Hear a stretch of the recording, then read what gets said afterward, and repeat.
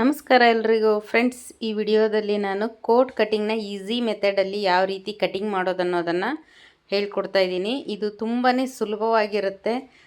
ಎಂಥ ಹೊಸದಾಗಿ ಕಲಿತಾ ಇರೋರು ಕೂಡ ಅಷ್ಟೇ ಇಷ್ಟು ಈಸಿಯಾಗಿ ಇದನ್ನು ನೀವು ಕಲಿಬೋದು ಕಟಿಂಗ್ ಮಾಡೋದನ್ನು.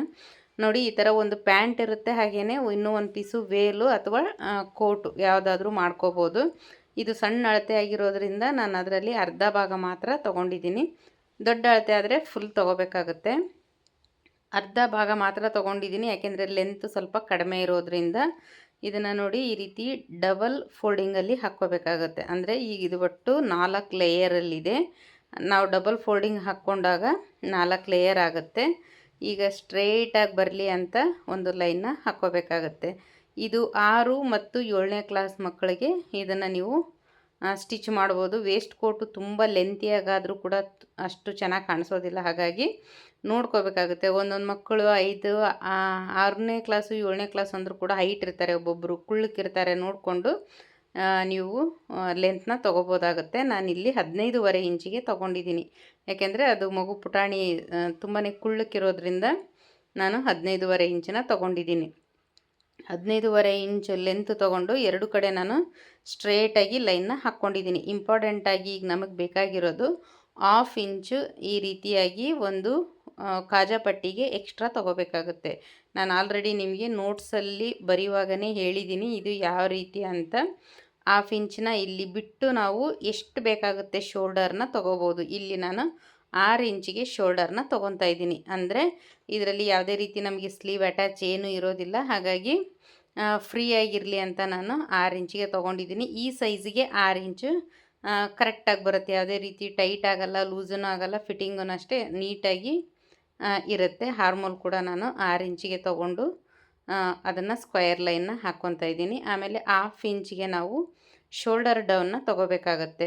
ಆಮೇಲೆ ನೆಕ್ ಬಿಡ್ತು ನೋಡಿ, 2.5 ಇಂಚಿಗೆ ನಾನಿಲ್ಲಿ ನೆಕ್ ಬಿಡ್ತನ್ನ ತೊಗೊತಾ ಇದ್ದೀನಿ. ನೀವು ನೆಕ್ ಲೆಂತು 6 ತೊಗೋಬೋದು, 6.5, 7 ಎಷ್ಟು ಬೇಕಾದ್ರೂ ತೊಗೋಬೋದು. 7 ಇಂಚ್ವರೆಗೂ ನೀವು ವೇಸ್ಟ್ ಕೋಟ್ಗೆ ಲೆಂತ್ ತೊಗೊಂಡಾಗ ಅದೇನೋ ಜಾಸ್ತಿ ಅನಿಸೋದಿಲ್ಲ, ನೀಟಾಗಿ ಕಾಣಿಸುತ್ತೆ. ಇದರಲ್ಲಿ ನಾನು 6 ಇಂಚಿಗೆ ತೊಗೊಂಡು ವಿ ಶೇಪಲ್ಲಿ ಮಾರ್ಕ್ನ ಹಾಕ್ತಾಯಿದ್ದೀನಿ. 1/2 ಇಂಚು ಉಕ್ಪಟ್ಟಿಗೆ ಏನು ನಾವು ತೆಗ್ದಿದ್ದೀವಿ ಅದನ್ನು ಬಿಟ್ಟೇ ನಾವು ಶೋಲ್ಡರ್ ತೊಗೋಬೇಕು, ಅದನ್ನು ಬಿಟ್ಟೇ ನಾವು ಚೆಸ್ಟ್ ಸೈಜ್ನ ತೊಗೋಬೇಕಾಗುತ್ತೆ. ಬಾಡಿ ಮೆಜರ್ಮೆಂಟಿಗಿಂತ ಎಷ್ಟು ಇರುತ್ತೆ ಅದಕ್ಕಿಂತ 2 ಇಂಚ್ ಆದ್ರೂ ನಾವು ಲೂಸು ತೊಗೋಬೇಕಾಗುತ್ತೆ. ಇಲ್ಲಿ ನಾನು 8 ಇಂಚಿಗೆ ತೊಗೊತಾ ಇದ್ದೀನಿ, ಯಾಕೆ ಅಂದರೆ ಅಳತೆ ಸಣ್ಣದಿರೋದ್ರಿಂದ ಹೆಚ್ಚು ಕಡಿಮೆ ನೀವು ತೊಗೋಬಹುದು. 8, 8.5, 9 ಈ ಥರ ಎಲ್ಲ ತೊಗೋಬೋದು. ಅದು ಅಳತೆ ಸಣ್ಣದಿರೋದ್ರಿಂದ ನಾನು 8 ಇಂಚಿಗೆ ತೊಗೊಂಡಿದ್ದೀನಿ, ಸ್ಟಿಚಿಂಗ್ ಮಾರ್ಜಿನ್ ಸೇರಿ. ಆಮೇಲೆ ನೋಡಿ, ಎರಡೂ ಕಡೆ ನಾನು 2.2 ಇಂಚಿಗೆ ಮೇಲಕ್ಕೆ ಬರ್ತಾಯಿದ್ದೀನಿ. ಇದನ್ನು ನಾನು ಆಲ್ರೆಡಿ ನಿಮಗೆ ಹೇಳಿದ್ದೀನಿ ಯಾವ ರೀತಿ ಅಂತ. ನೋಟ್ಸಲ್ಲೇ ಹೇಳ್ಕೊಟ್ಟಿದ್ದೀನಿ ನಿಮಗೆ. ನೋಟ್ಸ್ನ ಮುಂದೆ ಇಟ್ಕೊಂಡ್ರಿ ಅಂದರೆ ಅದನ್ನು ನೋಡಿನೇ ನೀವು ಈ ಥರ ಮಾರ್ಕ್ನ ಹಾಕ್ಕೋಬೋದು. ನೋಡಿ, ಈ ರೀತಿಯಾಗಿ ಎರಡೂ ಕಡೆ ನಾನು 2 ಇಂಚು ಮೇಲಕ್ಕೆ ಬಂದು ಅದಕ್ಕೆ ಲೈನ್ನ ಹಾಕ್ತಾಯಿದ್ದೀನಿ. ಆಮೇಲೆ ಆರ್ಮೋಲ್ ಮಾರ್ಕಿಂಗ್ ರೌಂಡ್ ಕೂಡ ಹಾಕ್ಕೋಬೇಕಾಗುತ್ತೆ. ತುಂಬ ಏನು ಚಿಕ್ಕದಾಗಿ ಏನು ಹಾಕಕ್ಕೆ ಹೋಗಬೇಡಿ, ಬ್ಲೌಸಿಗೆಲ್ಲ ಹಾಕೋ ಹಾಗೆ ನಾರ್ಮಲಾಗಿ ರೌಂಡ್ ಮಾರ್ಕ್ನ ಹಾಕ್ಕೋಬೇಕಾಗುತ್ತೆ. ಆಮೇಲೆ 1/2 ಇಂಚ್ ನಾವು ಇಲ್ಲಿ ಶೋಲ್ಡರ್ ಡೌನಿಂಗ್ನ ತೊಗೋಬೇಕಾಗುತ್ತೆ. ಇದು ಮಾತ್ರ ನಾವು ಕೋರ್ಟ್ಗಾದರೂ ಅಷ್ಟೇ, ಆಮೇಲೆ ಟಾಪ್ ಆದರೂ ಅಷ್ಟೇ 1/2 ಇಂಚಿಗೆ ಈ ರೀತಿಯಾಗಿ ಡೌನ್ನ ತೊಗೋಬೇಕಾಗುತ್ತೆ. ಆಮೇಲೆ ನೋಡಿ, ಇದು ಏನಿದೆ ಎಕ್ಸ್ಟ್ರಾ, ಈಗ ನಾವೇನು ತೊಗೊಂಡಿರ್ತೀವಿ 1/2 ಇಂಚು, ಅದು ಬಿಟ್ಟೇ ನಾವು ಚೆಸ್ಟ್ ಸೈಜು ಎಷ್ಟಿದೆ ಅಂತ ನೋಡ್ಕೋಬೇಕಾಗುತ್ತೆ. ಅದು ಮೆಜರ್ಮೆಂಟಿಗೆ ತಕ್ಕಂಗೆ ನಾವು ಇದರಲ್ಲಿ ಅಳತೆ ಕೂಡ ಬರುತ್ತೆ. ಒಂದೊಂದು ಅಳತೆಗೂ ಒಂದೊಂದು ಥರ ಇರುತ್ತೆ. ಈ 2 ಇಂಚ್ ಮಾತ್ರ ಏನಿದೆ ಎಲ್ಲದಕ್ಕೂ ಸೇಮ್ 2 ಇಂಚು ತೊಗೋಬೇಕಾಗುತ್ತೆ. ಇದನ್ನ ಕಟಿಂಗ್ ಮಾಡುವಾಗ್ಲೂ ಅಷ್ಟೇ, ನಾವು ಅರ್ಧ ಇಂಚಿಗೆ ಏನು ಎಕ್ಸ್ಟ್ರಾ ಹುಕ್ಪಟ್ಟಿ ಬಿಟ್ಟಿರ್ತೀವೋ ಅದನ್ನು ಸ್ಟ್ರೇಟಾಗಿ ಕಟ್ ಮಾಡಿಕೊಂಡು ಆಮೇಲೆ ಈ ರೀತಿಯಾಗಿ ಕಟ್ ಮಾಡ್ಕೋಬೇಕಾಗತ್ತೆ.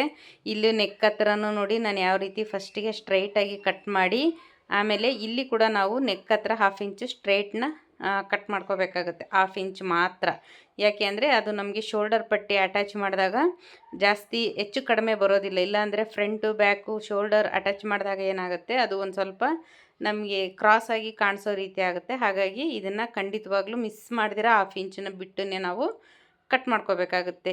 ಇದರಲ್ಲಿ ನಾನು ಬಾಟಮಲ್ಲಿ ನೋಡಿ ಯಾವ ರೀತಿ ವಿ ಶೇಪ್ ಕಟ್ ಮಾಡಿದ್ದೀನಿ ಅಂತ ಅದೇ ಥರನೇ ಬರಬೇಕದು. ಆಮೇಲೆ ಹಾರ್ಮೋಲ್ ಕೂಡ ಏನು ಮಾರ್ಕಿಂಗ್ ಹಾಕಿದ್ದೀವೋ ಅದಕ್ಕೆ ಕರೆಕ್ಟಾಗಿ ಹಾಕ್ಕೋಬೇಕಾಗುತ್ತೆ. ತುಂಬ ಅಂದರೆ ಇದಕ್ಕಿಂತ ಈಸಿ ಮೆಥಡ್ ಬೇರೆ ಯಾವುದೂ ಇಲ್ಲ ಅಂತಲೇ ಹೇಳ್ಬೋದು. ಅಷ್ಟು ಈಸಿಯಾಗಿ ಇರುತ್ತೆ ಇದರದ್ದು ಮೆಜರ್ಮೆಂಟ್. ಕಟಿಂಗ್ ಮಾಡೋದಾಯಿತು, ಸ್ಟಿಚಿಂಗ್ ಆಯಿತು, ಪ್ರತಿಯೊಂದು ಅಷ್ಟೇ ತುಂಬಾ ಈಸಿಯಾಗಿರುತ್ತೆ. ನೋಡೋದಕ್ಕಷ್ಟೇ ಸ್ವಲ್ಪ ಟಫ್ ಅನಿಸುತ್ತೆ ನಿಮಗೆ, ಆದರೆ 1-2 ಪೀಸ್ ನೀವು ಸ್ಟಿಚಿಂಗು ಕಟಿಂಗ್ ಮಾಡಿದಾಗ ತುಂಬ ಈಸಿ ಆಗುತ್ತೆ. ನೀವು ಇದರಲ್ಲಿ ಡಾಟ್ ಬೇಕಾದ್ರೂ ಹಿಡಿಬೋದು ಸೆಂಟ್ರಲ್ಲಿ, ಇಲ್ಲಾಂದರೆ ಒಂದು 1/2 ಇಂಚ್ವರೆಗೂ ಈ ರೀತಿ ಎಕ್ಸ್ಟ್ರಾ ಕೂಡ ಕಟ್ ಮಾಡ್ಕೋಬೋದು. ಈ ರೀತಿ ಕಟ್ ಮಾಡ್ಕೊಂಡಾಗ ಇನ್ನೂ ಚೆನ್ನಾಗಿ ಕಾಣಿಸುತ್ತೆ. ಇಲ್ಲಿ ಮಿಡ್ಲಲ್ಲಿ ಒಂದು 5.5-6 ಇಂಚ್ವರೆಗೂ ಈ ರೀತಿ ಲೈನ್ ಹಾಕ್ಕೊಂಡು ಡಾಟ್ಸ್ ಕೂಡ ಹಿಡಿಬೋದು ಒಂದು 1/2 ಇಂಚಿಗೆ. ಇದು ಕೂಡ ಅಷ್ಟೇ ಚೆನ್ನಾಗಿ ಬರುತ್ತೆ.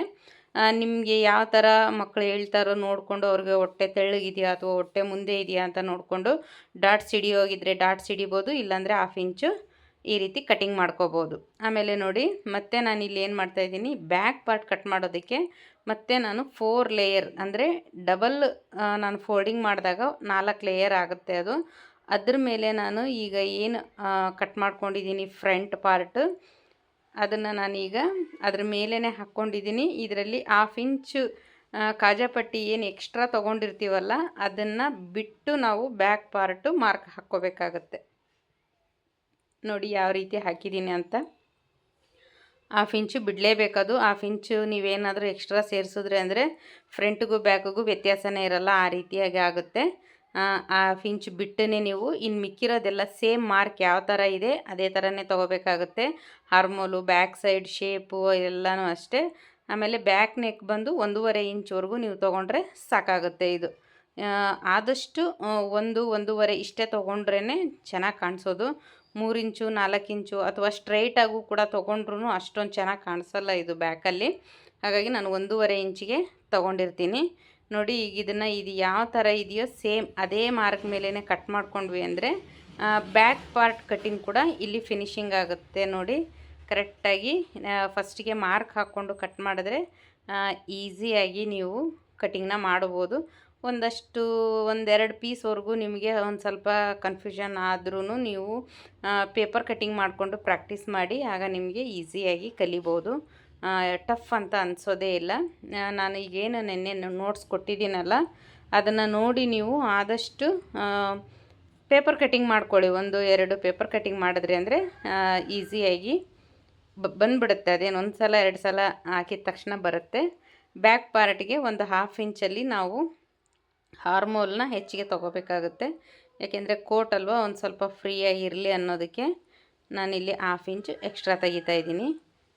ನೋಡಿ, ಇನ್ನು ಮಿಕ್ಕಿದ್ದೇನಿದೆ ಶೇಪ್ ಮಾಮೂಲಿ ಎಲ್ಲ ಥರ ಎಲ್ಲನೂ ಅಷ್ಟೇ ಕರೆಕ್ಟಾಗಿಯೇ ಕಟ್ ಮಾಡ್ಕೊಂಡಿದ್ದೀನಿ. ಈಗ ಫ್ರಂಟು ಬ್ಯಾಕು ಎರಡೂ ಕೂಡ ರೆಡಿಯಾಗಿದೆ.